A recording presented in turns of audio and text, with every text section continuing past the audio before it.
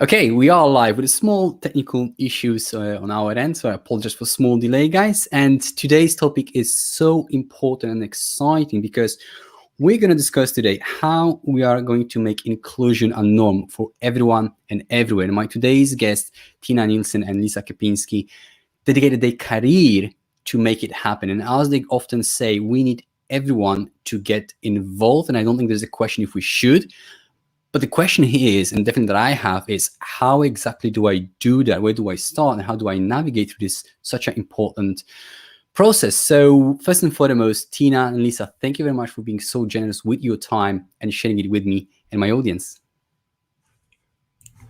You're welcome. Thank you for inviting us. And hi, everybody. Hi, everyone. And it's great to be in this conversation circle. Yeah, that's what it's going to be. It's going to be a great conversation. I'm really hoping to learn more from you and what the inclusion nudges are and how can we all genuinely improve. But first, what I'm curious is, have you chosen this path of the career, or the path has chosen you to be so engaged in improving diversity and inclusion? How did you end up creating your global movement, and what's the story behind it? Yeah. Tinna, you want to go first?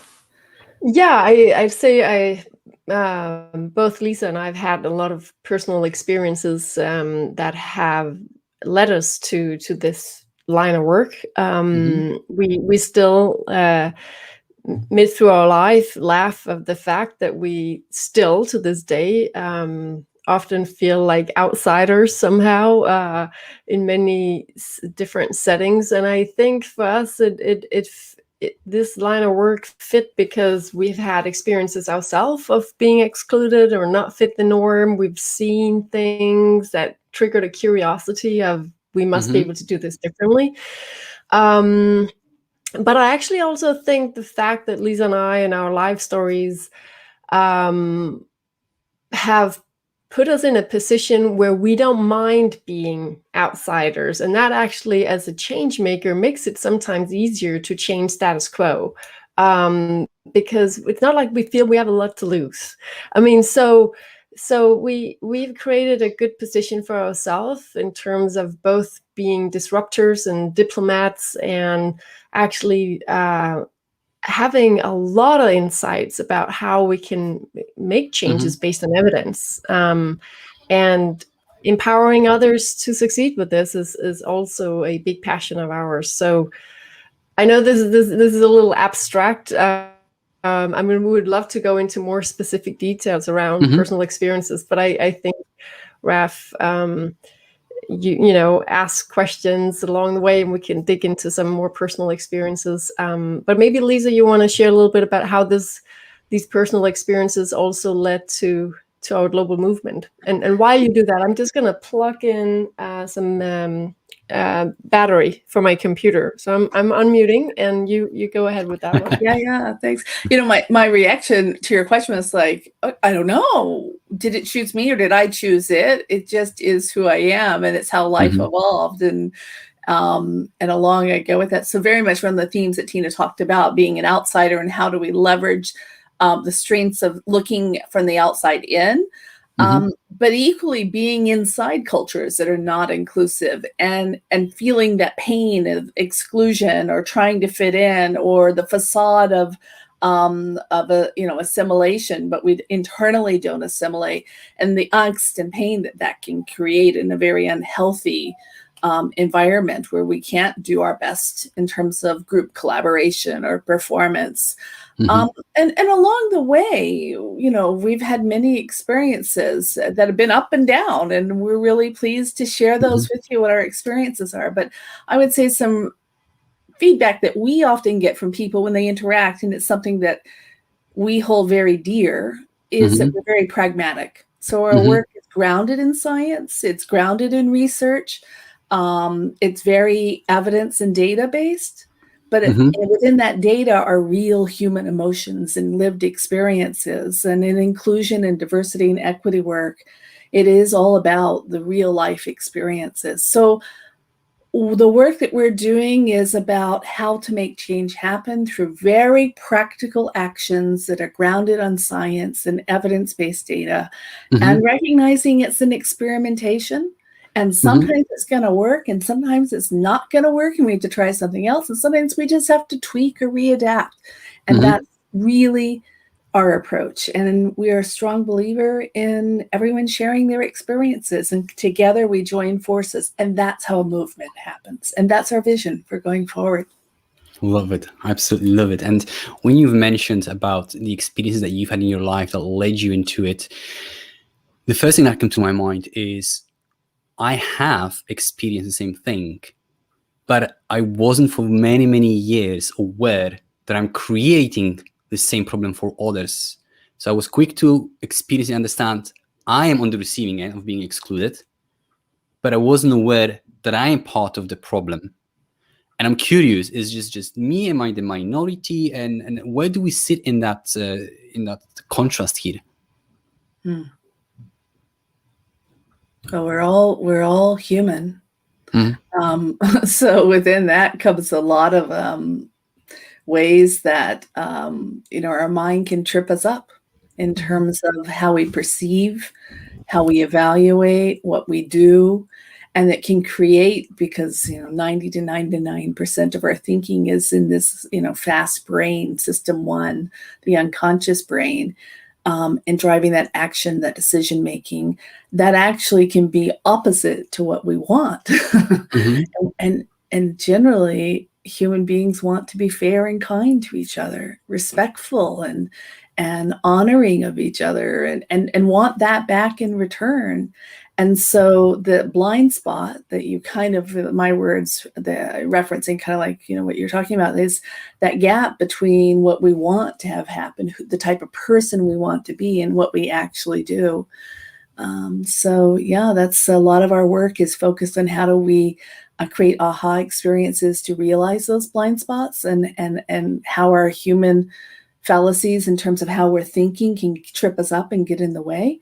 And then what are some ways that collectively we can come together to apply approaches, actions, designs to actually then shift our behavior, our thinking, our decisions, and processes within organizations or designs within cities or governments to be more inclusive of others. 90%. It sounds like I'm not that in control of what I do and who I am that I wish and want and believe I am. How does you want to pick that up? You often say a great phrase.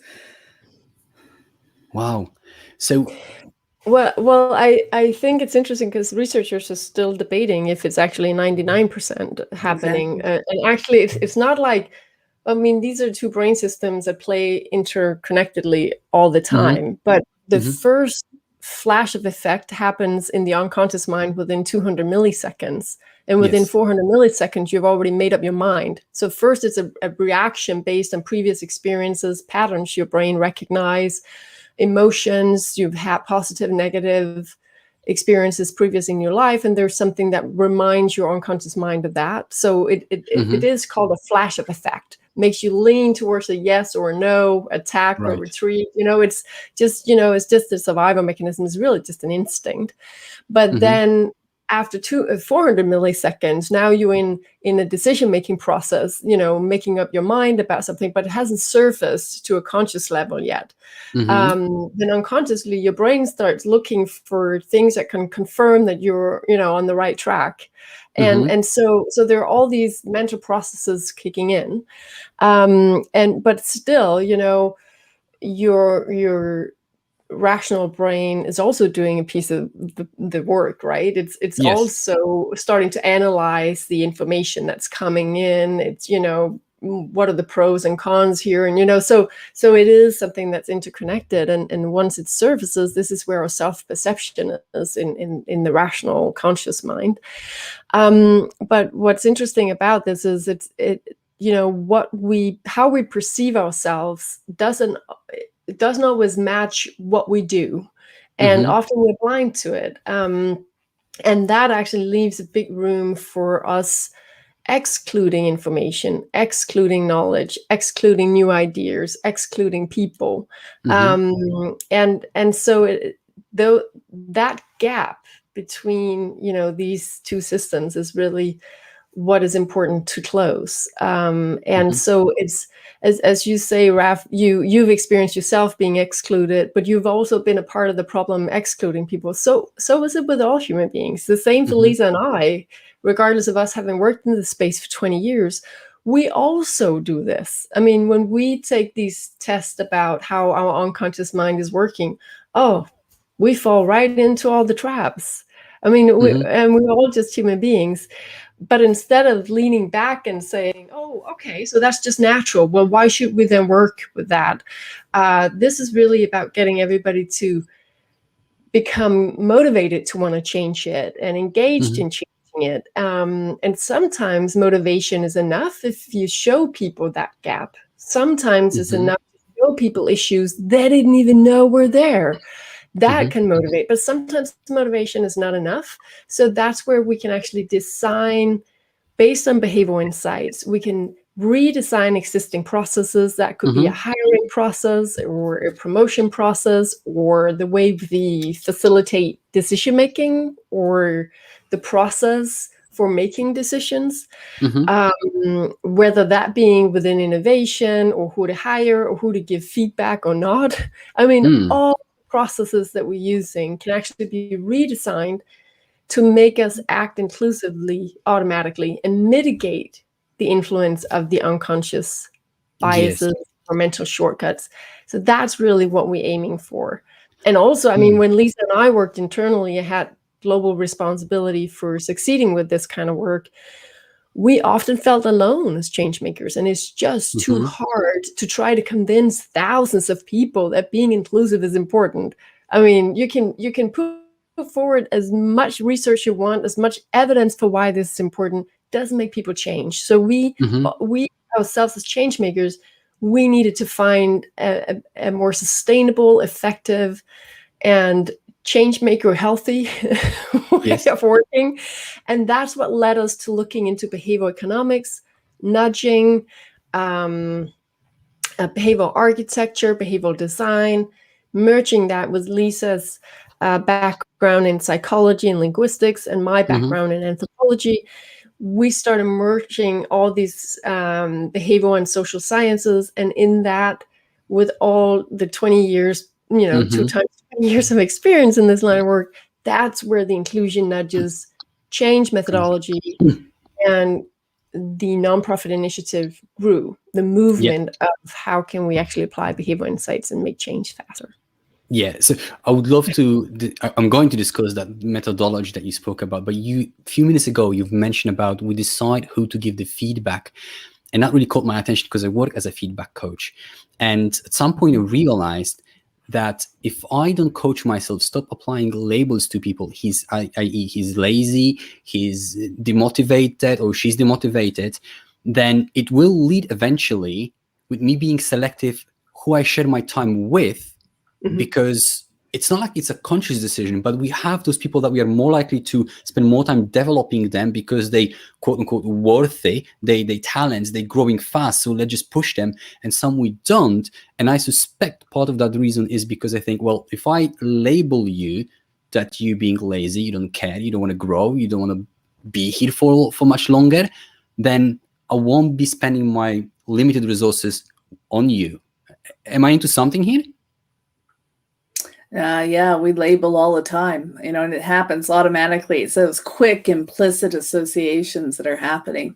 You know, something, the lockdown has brought in good intentions that I focus on new skills and developing. And one piece I was trying to do over the last year plus is to try and stop those self-harming labels that I put on myself. So I had this project around that I called it, I don't even know where, but it just came out, Lisa, find your face.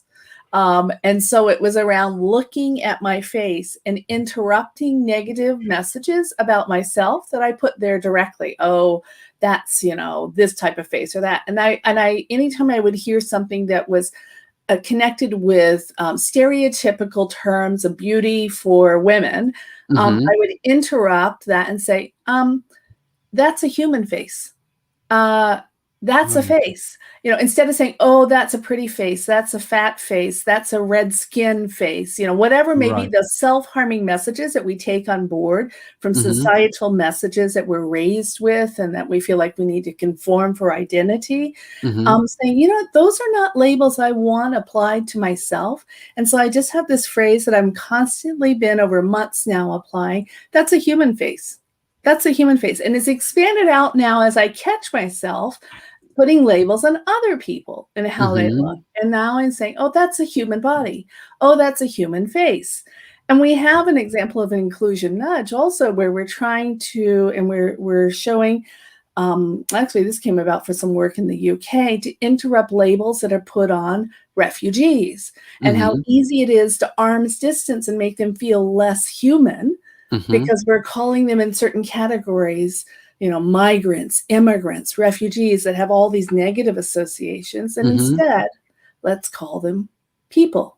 Let's call them human and help us to be able to connect more instead of having these types of labels that our subconscious is automatically putting on to the person and that can create the reaction of like or dislike, assumptions around competency, beliefs around their commitment. And we're constantly having to sort through these labels that are automatically being put there. And to your point, really have real world consequences in terms of how we engage, how we give feedback, how we collaborate, who we decide, for example, in funding decisions for projects, etc. So, and the same thing happens with ideas. Ideas get attached, that are put forth, attached to a person, rather than us actually considering the merit and the validity of an idea that's put forth. Instead, we say, oh, that was Tom's idea. And whether we like or don't like Tom will influence how we hear that idea. So if we can find ways to and how we get feedback, right? Yeah. And also how we get feedback when people are presenting new ways we could work or new ideas for improvements, or because it's not just how we verbally give feedback, how critical we are or how much we build on their idea, how excited we show we are or not excited, but it's also the nonverbal. It's also either you get this, right? Don't blank stare and people just like, or you get the micro gestures, right? Or the oh, fascinating, or those micro behaviors where you use your nonverbal language that will make people perform better, right? Giving that kind of feedback as they're presenting or sharing maybe their know-how or previous experience, whatever it is.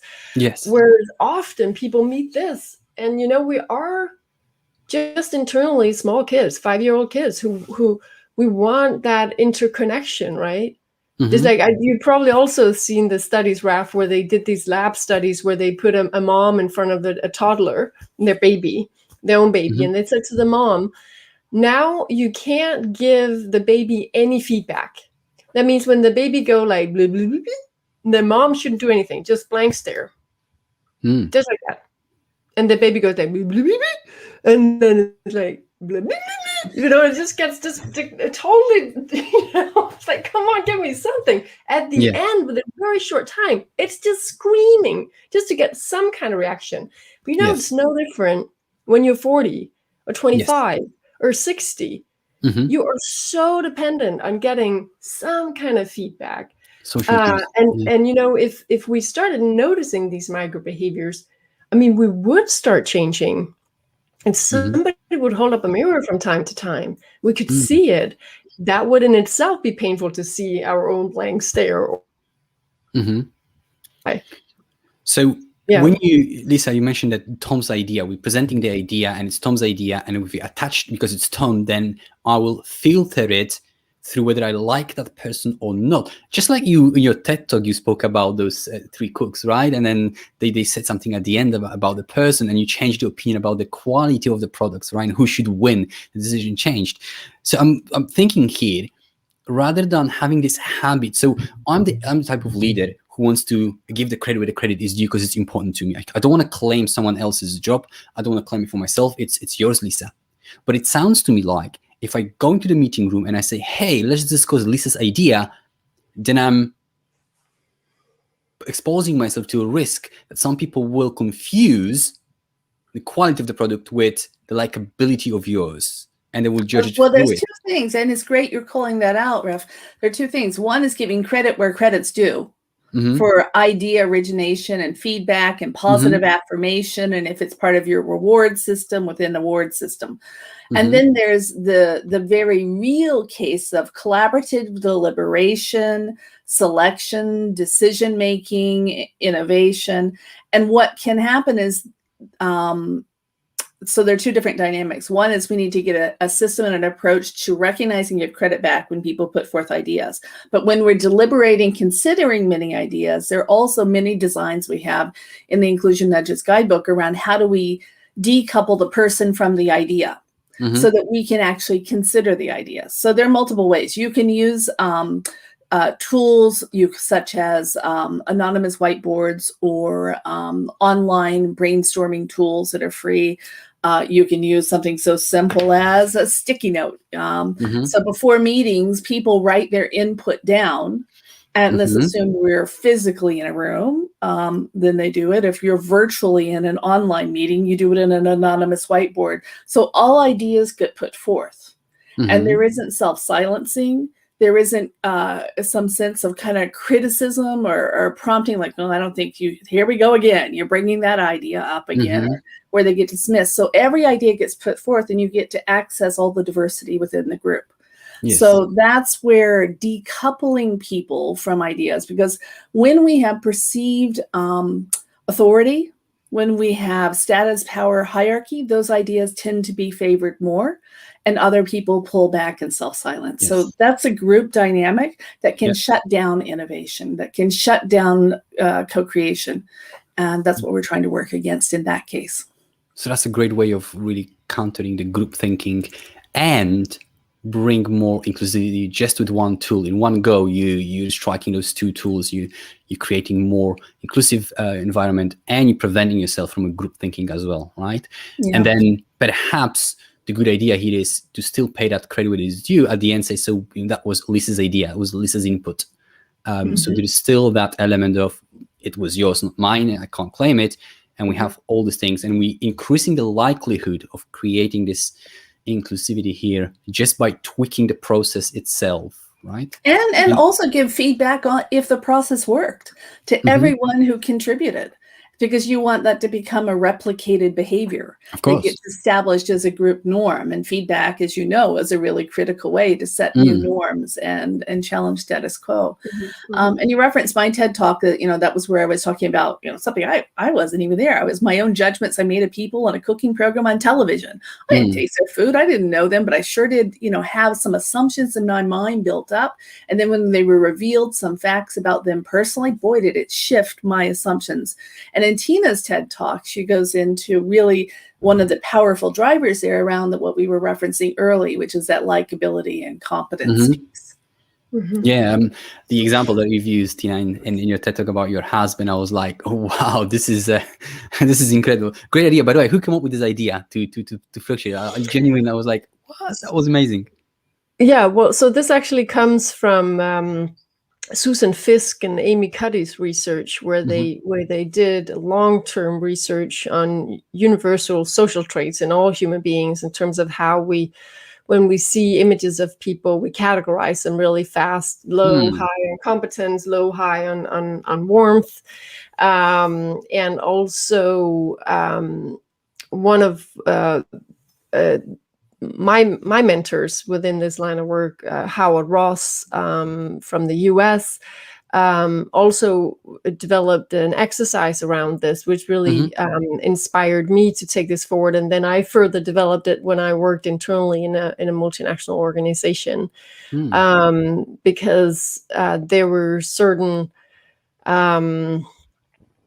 stereotypes that I knew was at play in that organization, and I needed them to see this. And it turns out a lot of these are universal. So we have basically tested these around the world, Lisa and I, and we've also personalized it like I do in my TED talk. And so, people can be a part of the experiment, but also, sometimes when you personalize things, people remember it better. It's a bigger surprise. It's a bigger aha moment, and that's also where we need to be able to go, I think, with this line of work, is also to bring out some of those personal experiences. And I also think it also allows for empathy, when we dare to make ourselves also vulnerable and use our own stories. So it's not always about,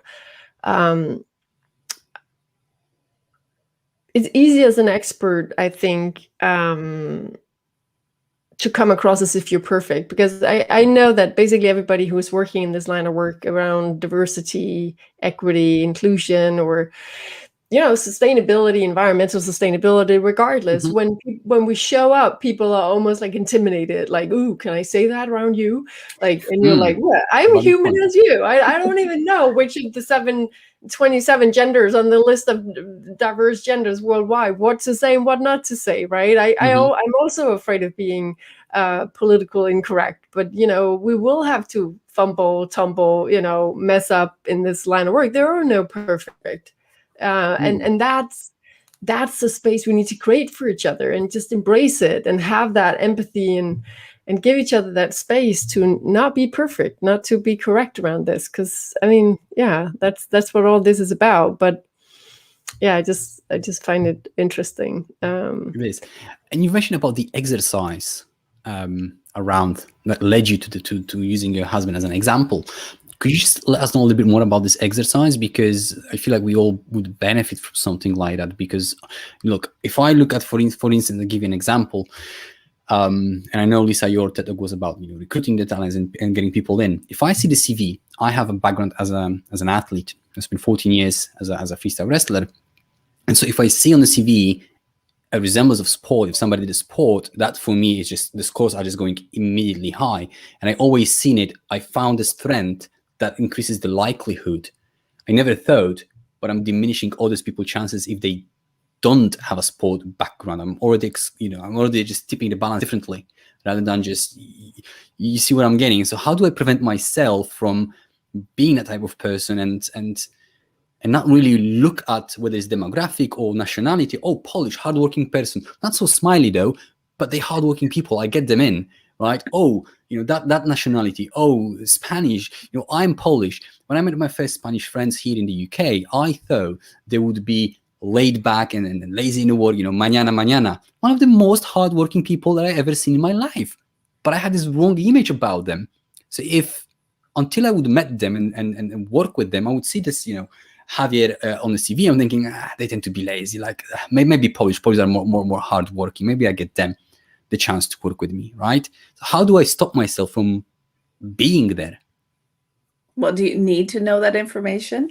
Is it what you're hiring for that's critical to the role? I mean, that's the first question. I would come back and say, okay, you're only hiring based on a certain set of criteria that are competencies that are, or experiences or a set of knowledge that you need for the role.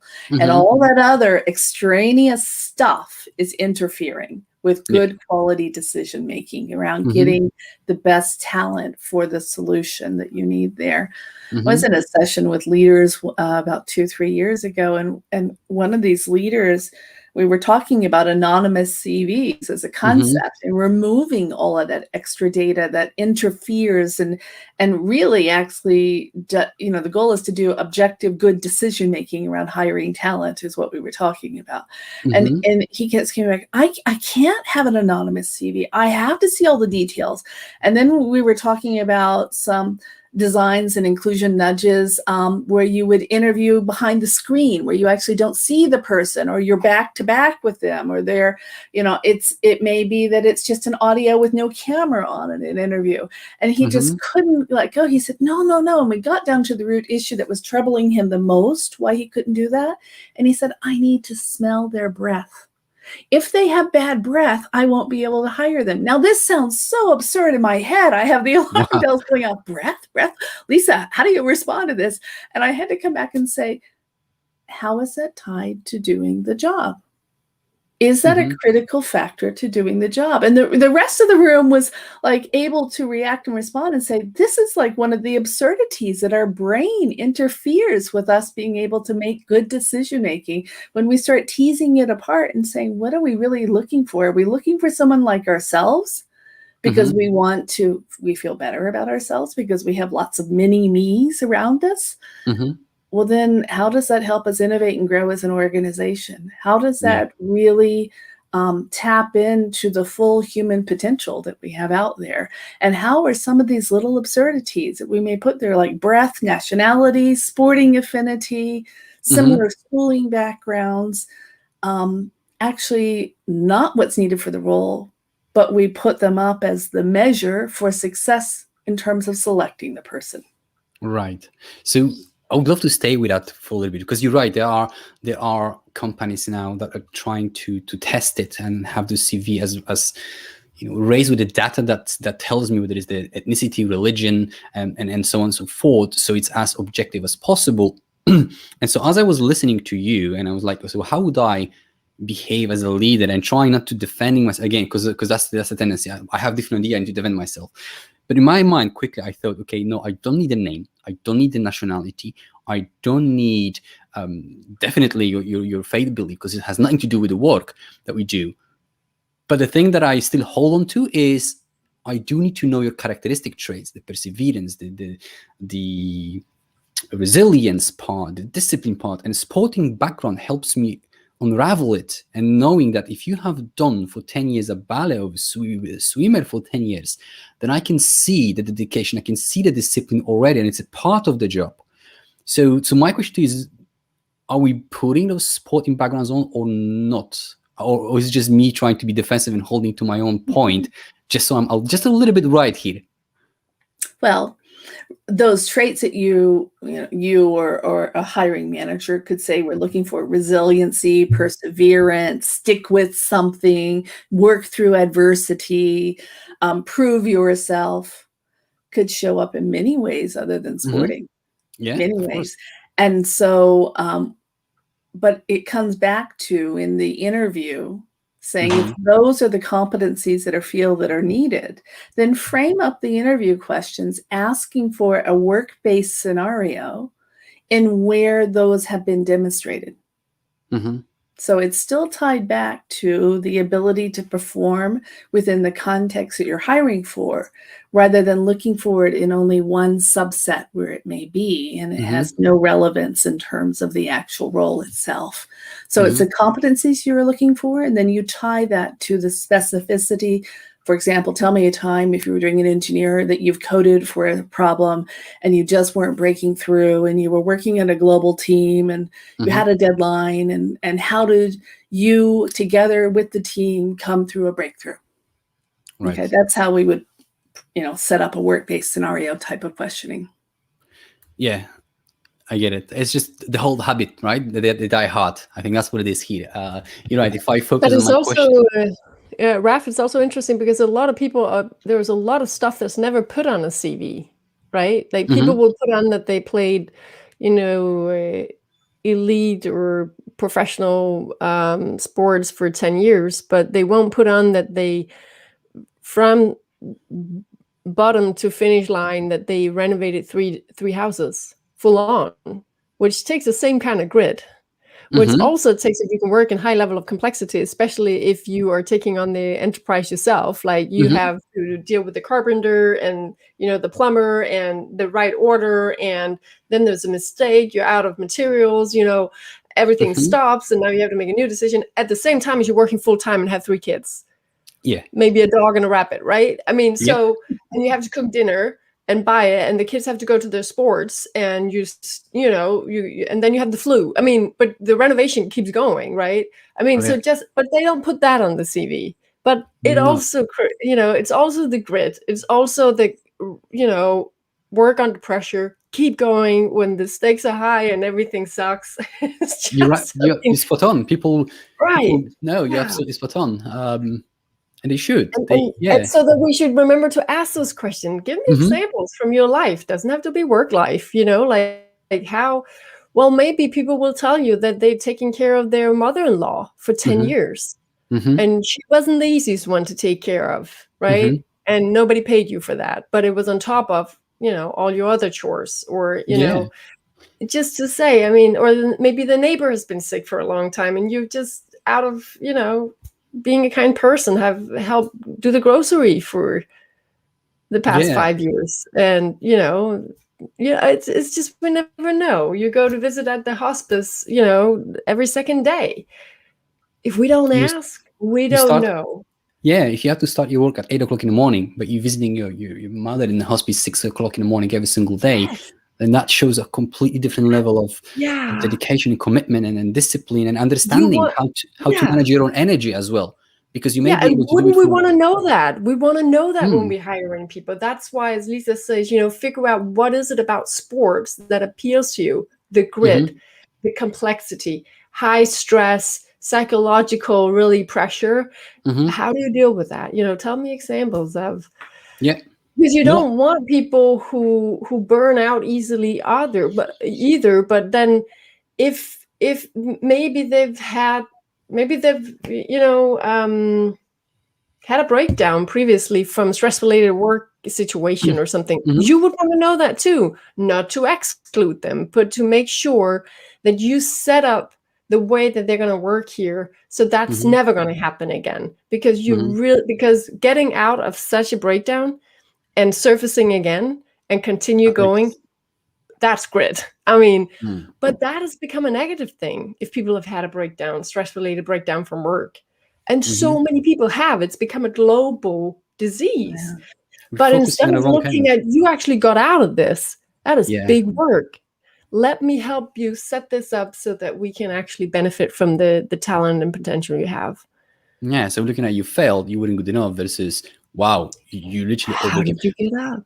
But we do love, when watching movies, we do love those stories of overcoming obstacles and coming out, and we cheer people who are 3 years sober. It's great work. But how about me if I don't drink all my life, for instance? But the focus there should be, that's what it takes not to drink after 20 years. It's just incredible, great resilience, perseverance, dedication, and suffering through it. And what you've been going through is incredible. And if you've done it already, then you already are living proof to me that you can actually replicate, because you've been through it, you understand it. And how can you then apply into the workplace? Well, and how many people have had negative experiences from working in toxic cultures? Yeah, exactly. And how did they deal with that? Yeah. How did they cope with that and get through that? And with this year of lockdown and the pandemic, how many micro breakdowns have we had? On a daily basis. I do this kind of a game with myself, which is based on genuine theory around grief and perseverance, which is to name the emotion and then share it. So depending on who I'm talking with, it may just be here in the house with my husband and my daughter who live here, or in Skype with my other daughter who's in another country. I give a headline of the day. So sometimes it's pajamas and ponytail. That's my headline. Sometimes it's sadness and inability to do anything today. And this is so important, to name emotions that we're feeling, even when they feel so trivial, but they still have impact on us. And so there is a need for us to also describe our current situations and share that with others. And that helps us collectively to be able to work through all the stuff that we're going through right now, and the re-entry that will happen, hopefully. I mean, it feels good to say this, post-pandemic, when that may come. That would be fantastic. I think there are too many conversations we're not having, also in professional settings, like hiring or feedback, to your point, Raf. Also feedback. And I think there's something else that's important to mention too, is the kind of feedback we give to extroverts versus introverts, the kind of Mm-hmm. feedback we give to women versus men. I mean, there's so much evidence out now showing that there is a significant difference. And if we just look at men and women, and when looking at the kind of feedback they get, women get much more, critical and negative feedback on their personality, Mm-hmm. where men get much more feedback on their work-related tasks and Mm-hmm. performance and how to solve their task. Where it's more for women, it's about how they should change their personality to kind of fit the norm. Mm-hmm. But these patterns are often unconscious, and so Yeah. if we don't help ourselves to be able to see some of those hidden patterns, we will just keep reproducing a lot of this without having any idea or any intention to do so. And so again, a lot of the things that Lisa and I are trying to do is to make it automatic. Like, the kind of conversations we should have should be integrated in, like, the interview template. Some Yeah. of these topics we just talked about are never in the template. They're never in the appraisal interview, schedules or Mm-hmm. template. That should be in there. The same with how we give feedback. We should start mapping it out, visualize it. If we Mm-hmm. have like two lists running at the same time, like the positive arguments, the negative arguments, or plus and minus, Mm-hmm. But then once we have divided those arguments up like that, we should start looking at what are the arguments on personality that are related to personality? What kind of arguments are we giving that is task related, and give them a color, because now you can see the pattern. Mm-hmm. Imagine if you give the personality arguments, you give them, let's say, purple, and then the work related arguments you give blue or green or something. Now you can Mm-hmm. actually see, and then if you compare afterwards, the arguments you gave for introverts, for women, for men, for extroverts, now you're going to start seeing the pattern. The Mm-hmm. introverts and the women, they got the, maybe you should, step up a little bit more, speak up a little bit more, or maybe you should, change the way you show up at that meeting, or maybe you should be less aggressive, right? Mm-hmm. State your opinion a Yeah. little bit less, right? But if you're not creating a visual of your arguments, you can't see that you're part of the problem, of Mm. excluding instead of including, of creating inequality in terms of opportunities for growth or Yeah. I've heard. contributing with full potential. Yeah. So again, this is also one of the inclusion nudges Mm. that we've described in the guidebook, and there's so many ways that we can Mm. visualize some of all these hidden I've patterns.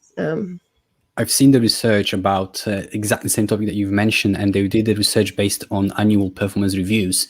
And one leader came back to, "Look, I'm not guilty of it," and he compared the same characteristics and then the focus point, like you've mentioned, to the woman and to the man, and it was like, damn, I'm part of that problem. I just wasn't even aware how you can like start shedding it differently to Well, different similarly, genders. those linguistic markers can show up in job descriptions. Mm-hmm. On how we write it. The job description can be more reflective of the incumbent, the person who held the job previously. And then we're looking for, really, when we're hiring, someone who matched the previous person. And so we perpetuate the same profiles and Mm-hmm. hiring, rather than saying back again, what is it that we're hiring for? One of our areas which touches around the power of language and conceptual models in our head and then actual behaviors is how we frame things, how we perceive them, how it affects. And feedback is one.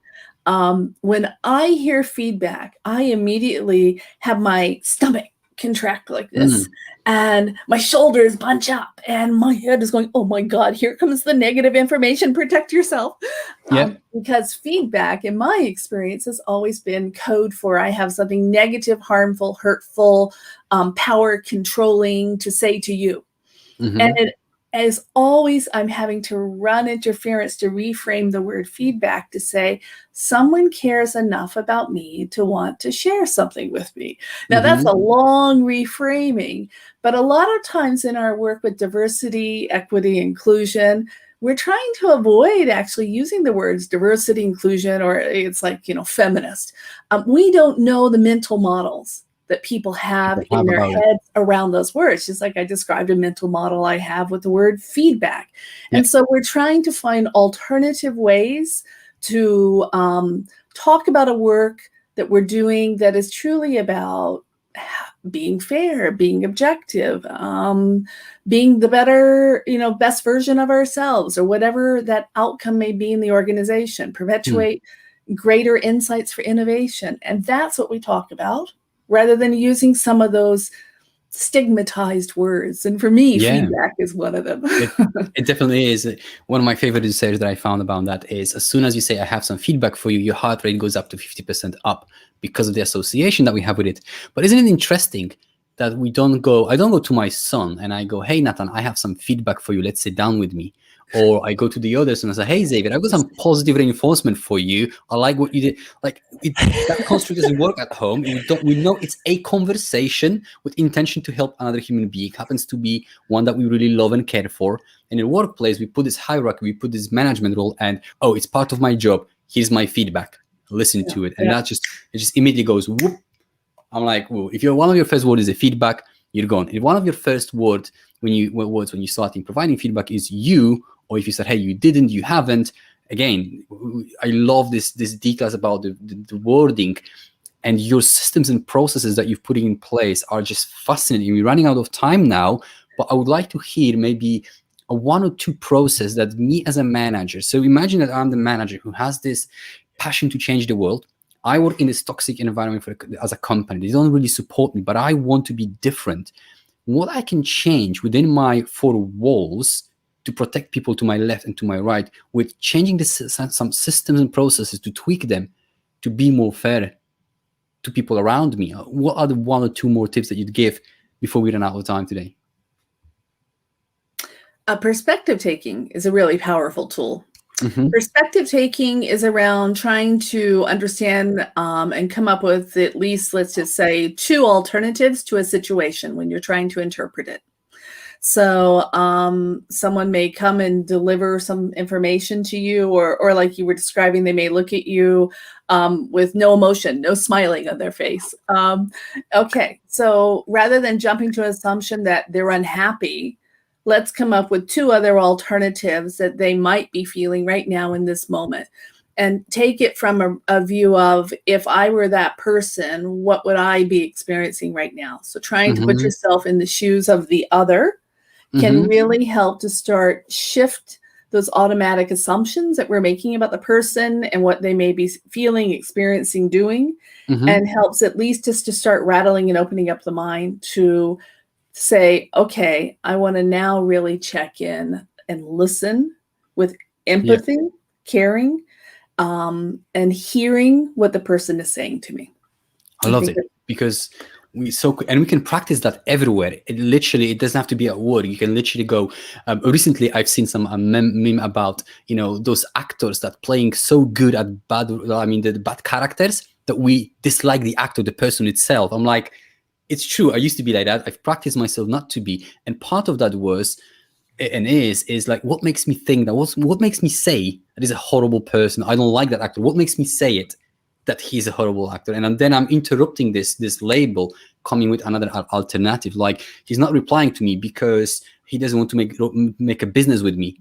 That's just a story in my head. But what makes me say, is there another alternative? And that could be he's so busy, or he meant to reply. And there's a universe of different options. We got the first one, we stick with it. It's a negative one, and I'm gonna follow through with it and label that person because of my assumption. So I like this perspective taking, which is, you can guys practice it everywhere, and you can then apply it in every single area of your life.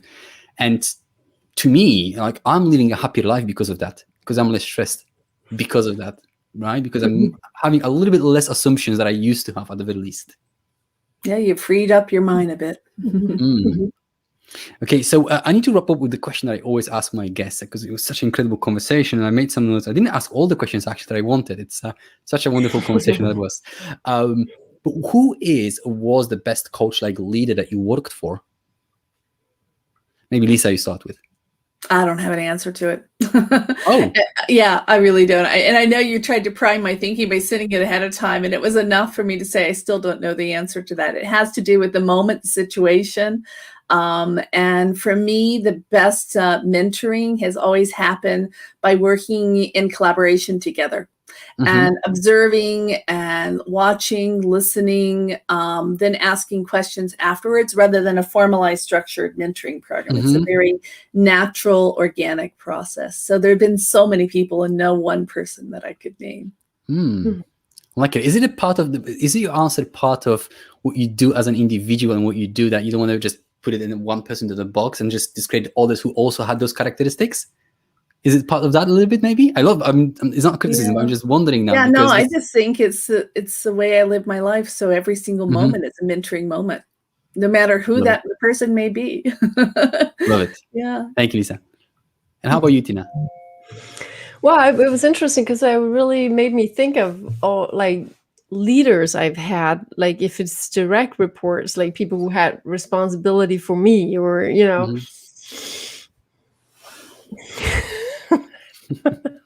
I hope they're not listening in on this one.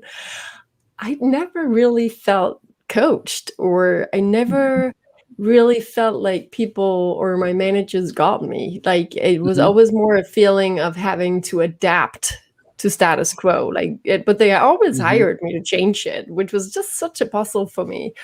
Well, I will go back to Howard Ross, who's been a great support of me, and that has been very much of like a coaching style, and also for me to really survive as a change maker. Also, I think the best advice he's ever given me was he said, forget about the cynics, forget about the negative people, forget about the people who are resistant to this. Find that 1% who wants to play with you and who are ready to move, and join forces with them.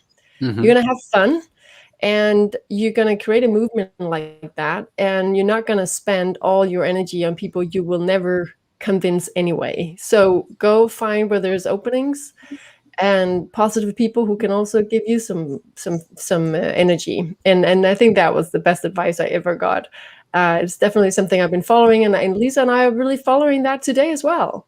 We will walk away from an income if we really feel like people are not treating us with integrity, and they're not in it for the change, but just to tick the box. I mean, our level of integrity is really high, and it is really about finding people who would want to have that exchange of energy and drive and support each other in creating changes for the greater good of all. So yeah.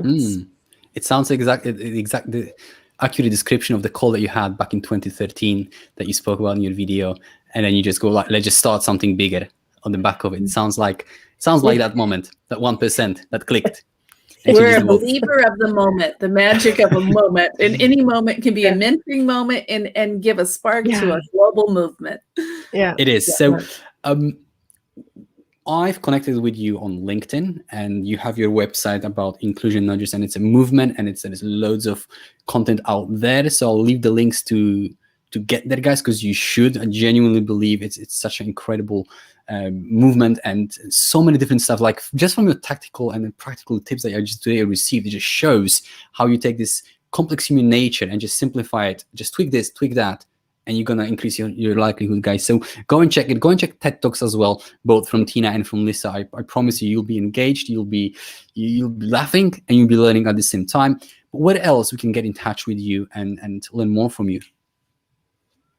I think we summed it up. The Inclusion Nudges website, inclusion-nudges.org, LinkedIn, the blog. We put up new articles every month. So, and we also welcome questions, and we invite anyone who's applied inclusion nudges in their work. It's all scripted out in the books to come back to us, because the foundation of the movement is on sharing and reciprocity. And so when you share how you adapted these designs in your context, we want you to also share that with us and with the other nearly 10,000 members of the Global Inclusion Nudges community, so we can all learn from your experience.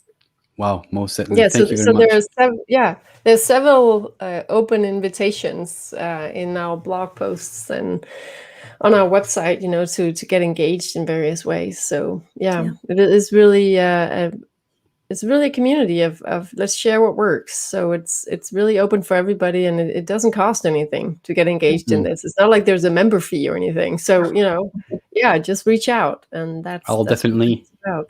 I'll definitely be ambassador of that, because I genuinely believe we need it, and I still need loads of help to get better and to be a better human being. So, ladies, thank you very much for joining me in today and have this conversation. And guys, thank you for tuning in. The episode will be released in several weeks, also as a podcast episode. Guys, have a great day on purpose. Thank you. Thank you for inviting us in.